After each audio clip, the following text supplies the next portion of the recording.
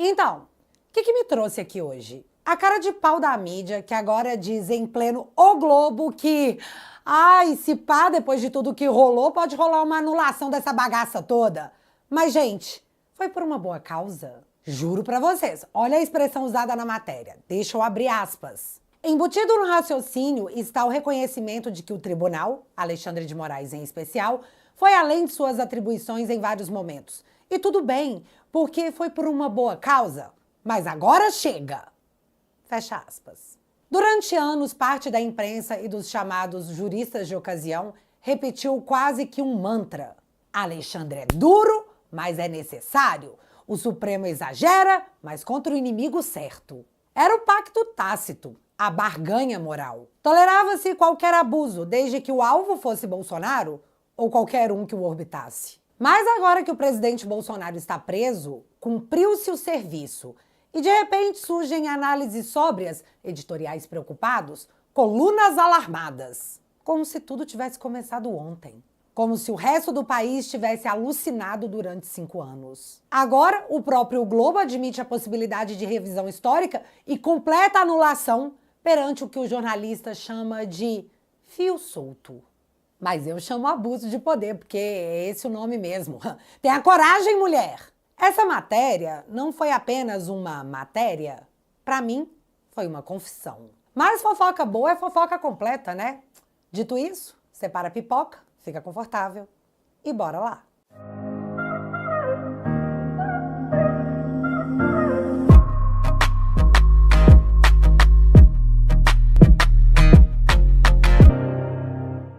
A base que eu vou usar para todo esse vídeo é essa matéria aqui da Malu Gaspar, do O Globo. Depois de superar o golpismo, o Brasil precisa enfrentar a falta de limites do Supremo. Mas antes de eu começar a puxar esse fio, eu preciso abrir aspas novamente para um trecho da matéria, porque eu faço questão de dizer palavra por palavra do que foi publicado. O debate sobre até onde Moraes e o Supremo falharam é importante e ainda durará algum tempo.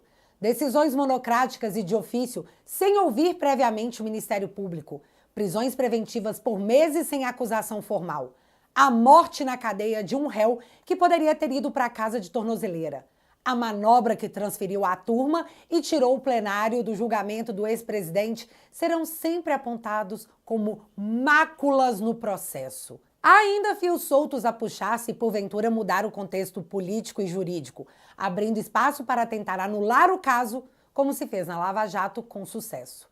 Há até uma versão golpista da Vaza Jato, com mensagens nada abonadoras para o Moraes. Fecha aspas. Uma versão golpista da Vaza Jato com mensagens nada abonadoras sobre Moraes. Vamos começar. O Pacto do Silêncio. A matéria admite com todas as letras que rolaram decisões além dos limites, mas suaviza dizendo que foram por uma boa causa. Não existe boa causa para rasgar a Constituição. Existe conveniência. E conveniência é sustentada por silêncios cúmplices. Durante anos tivemos prisão sem denúncia, busca sem Ministério Público, bloqueios de redes sociais sem ordem clara, ministros acumulando funções de vítima, investigador e juiz. Tudo era normal, tudo era justificável, tudo era pela democracia. E agora, só agora é que descobrem que talvez, veja bem, talvez, a porta tenha sido arrombada. Prisões sem acusação. A matéria cita o óbvio. Gente presa por meses sem denúncia formal. O tipo de situação que em qualquer república seria classificada como abuso de poder. Mas aqui não. Aqui virou método. Virou instrumento político. Você prende alguém primeiro e decide depois qual crime combina mais com esse preso. Um modelo de justiça que nenhuma democracia do mundo aceitaria, exceto a brasileira, desde que o alvo tenha o rótulo certo. A morte do Clezão, o preço do silêncio. A admissão de algo gravíssimo na matéria. A morte de um réu que tinha recomendação formal da PGR para ir para casa para cuidar da saúde. Alexandre de Moraes ignorou. Ignorou a instituição constitucionalmente responsável pela acusação. Ignorou a condição clínica. Ignorou a função de garantir a integridade física do preso sob custódia do Estado. E aí o Clezão morreu. Dona Malu, isso não é mácula. É uma ruptura moral. É o Estado decidindo quem pode ou não sobreviver enquanto aguarda julgamento. E o próximo é o presidente Bolsonaro. O silêncio da imprensa diante daquilo tudo foi ensurdecedor. Mas agora querem fingir que eles sempre estiveram preocupados. O inquérito das fake news, o monstro que eles alimentaram. A matéria lembra algo que sempre foi varrido para debaixo do tapete. O inquérito das fake news não nasceu para investigar bolsonaristas. Nasceu para blindar ministros. Toffoli o abriu para retalhar uma reportagem. Moraes assumiu sem sorteio, sem Ministério Público, sem limites. Depois, o objeto foi alterado, ilegalmente alterado, até virar o maior instrumento de perseguição política das últimas décadas. Os mesmos que hoje descobrem os abusos foram os que ovacionaram a criação de um inquérito que não tem vítima, não tem delimitação e não tem fim. A manobra para mandar Bolsonaro para o primeiro turno. A matéria menciona discretamente a maior manobra processual de toda a operação. A transferência do julgamento de Bolsonaro para a primeira turma, tirando-o do plenário, o que até então era uma jurisprudência sólida. Ocorreu numa alteração do regimento aprovada em dezembro de 2023. Na época em que esse novo regimento foi aprovado, eles já possuíam a delação do CID e terabytes infinitos, resultados das inúmeras buscas e apreensões cometidas em cima de apoiadores do presidente Bolsonaro. É muito óbvio que eles já sabiam qual rumo as coisas tomariam, até porque eram eles que conduziam esse veículo. Para quem não entende o peso disso, deixa eu explicar. No plenário, há 10 ministros votando. Na primeira turma, só 5. E entre esses 5 estavam justamente Cristiano Zanin, ex-advogado pessoal do Lula, e Flávio Dino, ex-PCdoB, ex-ministro de Lula, aliado histórico da esquerda. Além, claro, do próprio Alexandre. A maioria na primeira turma já estava explícita e foi para lá que mandaram o julgamento de Bolsonaro no apagar das luzes de 2023. Não há país sério onde isso passaria sem escândalo.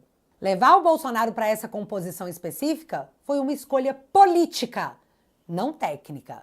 Não foi algo processual, foi estratégica.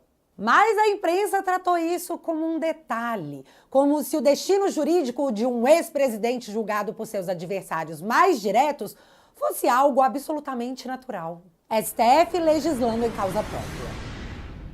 A matéria lembra a decisão de 2023 que liberou juízes para atuarem em processos envolvendo escritórios de parentes. 7 dos 11 ministros têm familiares que advogam em grandes causas. Essa decisão não foi apenas inadequada, foi imoral. Destruiu qualquer aparência de integridade institucional. Quando o tribunal usa o seu poder para proteger a si mesmo, o problema deixa de ser jurídico, passa a ser civilizatório. Né, Barroso? Banco Master, a blindagem que explica muita coisa. A matéria toca em algo que até ontem era tratado como teoria da conspiração. O Banco Master não era apenas um banco, era uma máquina de influência política e jurídica. E fazia isso distribuindo favores, contratos e viagens para quem realmente importava. Segundo a própria apuração da Justiça, o Master foi uma fábrica de fraudes por anos, drenou bilhões do sistema financeiro, enganou mais de 1 milhão de investidores e sustentou um esquema paralelo de blindagem institucional. E como se constrói blindagens institucionais no Brasil? Simples, você não compra decisões, você compra o ambiente, você compra o prestígio, você compra o acesso. 260 milhões gastos em consultoria e advocacia. Só em 2024 foi esse o valor declarado pelo Banco Master em gastos com consultorias e serviços jurídicos. Dinheiro que não foi para defensor público, nem para ONG de bairro. Foi para agente grande, para escritórios estratégicos, para nomes que frequentam corredores onde processos evaporam. Entre esses contratos estava o da esposa de Alexandre de Moraes, dona Viviane Barsi, também sancionada. Um dado em que qualquer democracia funcional seria escândalo nacional. Mas aqui, em Brazuela, foi tratado como se fosse uma assinatura de Netflix. Ha! É só um contrato, deixa pra lá! O que tem? O marido dela é o ministro mais poderoso da República. Mas tudo bem.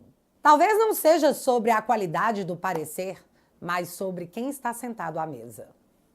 É o que dizem.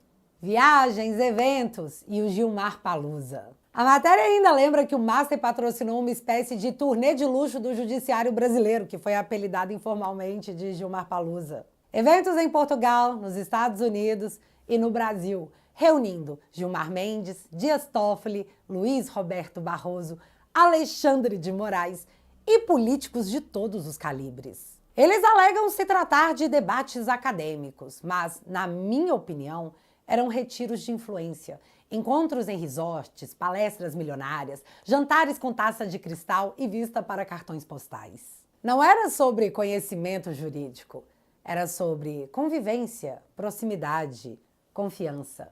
E o patrocinador disso tudo? O Banco Master. E o que isso significa para o futuro? Vamos pensar ainda segundo o raciocínio da matéria. Um banco bilionário envolvido em fraude, que patrocinava eventos com ministros, pagava contratos milionários para familiares deles e que, inevitavelmente, terá seu caso julgado pelo próprio Supremo. Quando isso acontecer, porque vai acontecer, quem estará sentado na mesa de julgamento? As mesmas pessoas que dividiram camarote, jantares, fotos e painéis com o dono do banco. Não é preciso que haja corrupção explícita. A ambiência já está contaminada. E por que só agora isso aparece na imprensa? Porque até ontem, expor essas relações significava ajudar o Bolsonaro. E hoje, com Bolsonaro preso, a imprensa pode finalmente admitir o óbvio sem culpa. Pode posar de vigilante, mesmo que tarde demais. Nenhuma dessas relações, desses contratos, dessas viagens, desses laços de conveniência nasceu ontem. Eles já existiam há muito tempo. Só que a imprensa optou por não ver, ou não publicar, ou simplesmente não quis conectar os pontos. Por quê? Porque a prioridade era outra. Destruir o adversário político. E qualquer crítica ao STF poderia atrapalhar esse projeto. O caso do Banco Master não é apenas um escândalo financeiro. É um retrato da promiscuidade institucional que tomou conta desse país. É a prova de que decisões técnicas foram substituídas por relações pessoais. Se um banco investigado por fraudes bilionárias consegue financiar eventos com ministros, contratar familiares deles e ainda ser tratado com bradura institucional, o problema não é o banco, o problema é o sistema que permitiu e normalizou esse comportamento. A arrogância que nasce da impunidade. A conclusão da matéria diz que agora é hora do STF voltar aos limites. Voltar? Para voltar a algum lugar é preciso ter estado lá antes. Durante anos, alertas foram ignorados, críticos foram chamados de golpistas, juristas foram ridicularizados, jornalistas foram perseguidos. Agora, quando o estrago está feito, querem discutir comedimento. A corte precisa, sabe, dar uma baixada aí. A audácia é imaginar que basta boa vontade para resolver o que já virou estrutura. Não existe democracia funcional enquanto um poder se torna intocável. E não existe imprensa independente enquanto ela escolhe quando defender direitos fundamentais com base no alvo político. A crítica agora é tardia. E mais que isso, é seletiva. Porque só apareceu depois que o objetivo foi cumprido.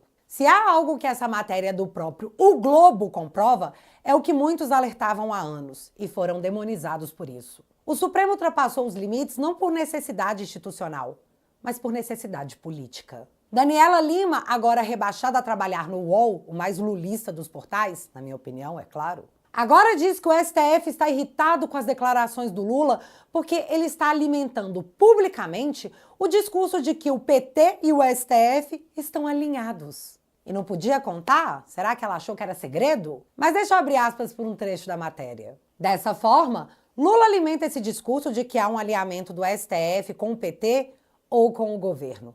Mais do que o intuito de parabenizar, Lula acaba fragilizando a corte porque tira dela o que ela precisa ter de mais caro: a imparcialidade. Fecha aspas.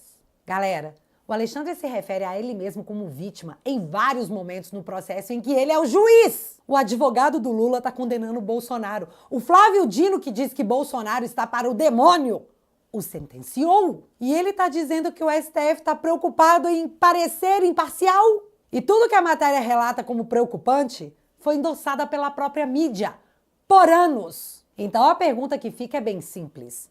Quando o jornalismo escolhe quem merece proteção constitucional, ele ainda é jornalismo ou apenas uma parte da engrenagem? Que piada. A menção à Vaza Toga.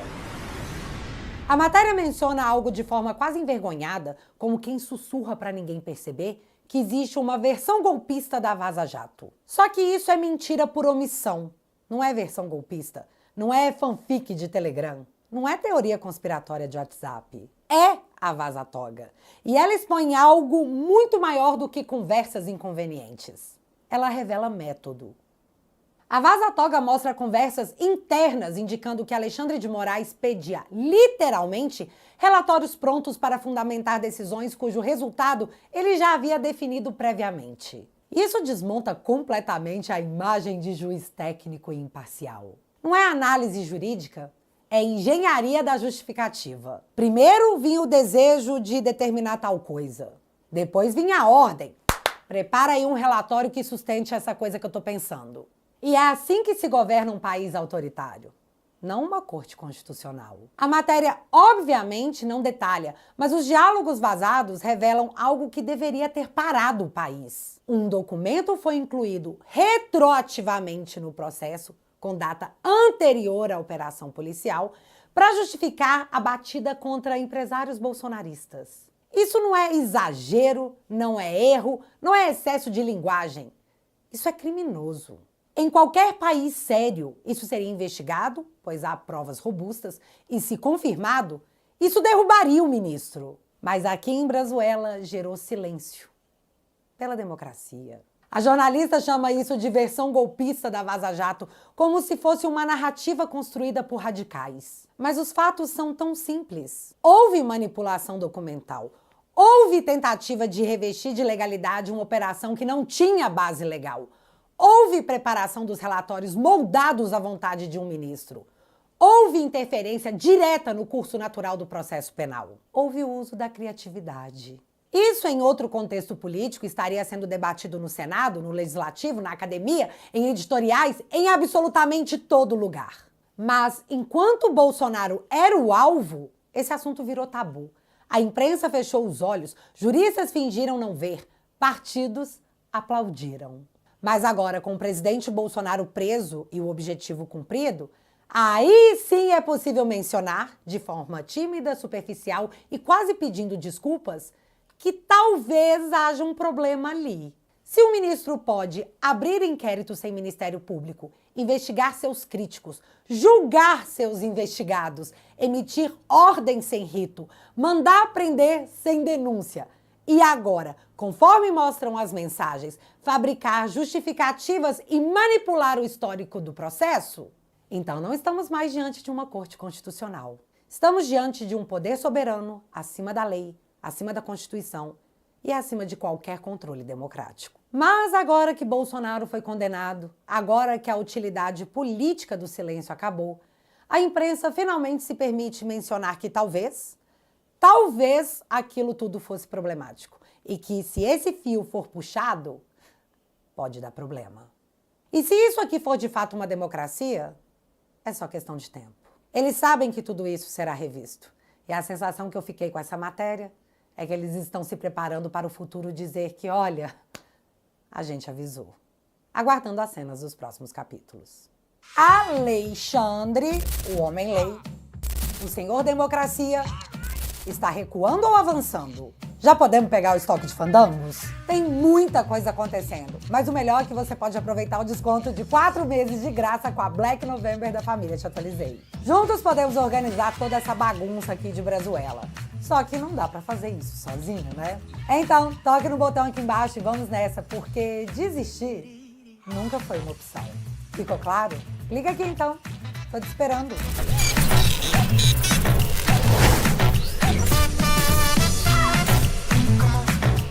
Assinando o teatualizei.app por 10 bonouros por mês, você financia o meu trabalho e em troca eu te ofereço mais do que apenas conteúdos exclusivos.